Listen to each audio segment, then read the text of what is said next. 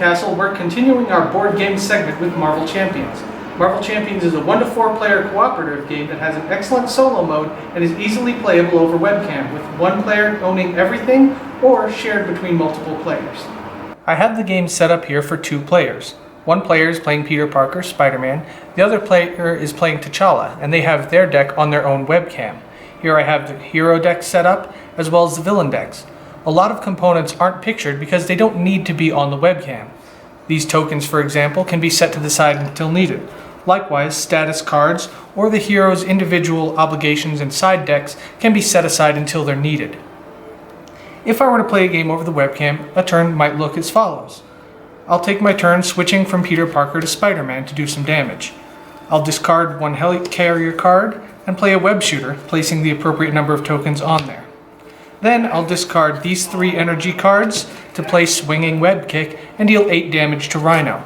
I'll keep track of it here so that everyone on the web chat can see exactly what's going on. He drops down to 20 hit points and I can declare my turn finish. Once all the heroes have taken their turns, whoever has the villain deck in front of them will take the villain's turn as normal, attacking, scheming, and dealing out cards as appropriate. Here we have the same game set up, except it is the Black Panther's turn, and I have all the Black Panther's cards here instead of on a second webcam. This is in case one person has all the game components. In that case, the Spider-Man character will need to draw the cards for the Black Panther character and deal them out somewhere where they can see them.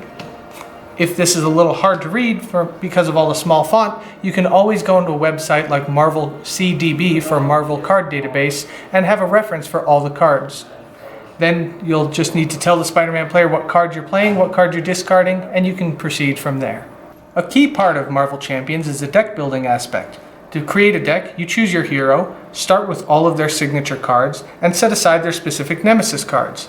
Then you choose one of 4 aspects to build your deck from: aggression, justice, protection, or leadership. Then you make a deck using your signature cards, any of the color aspect you've chosen, and any gray basic cards to fill in the gaps.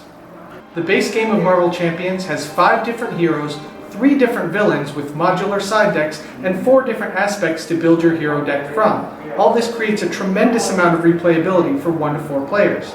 If you'd like a greater experience, there are additional expansion packs featuring various heroes or villains to increase your game experience.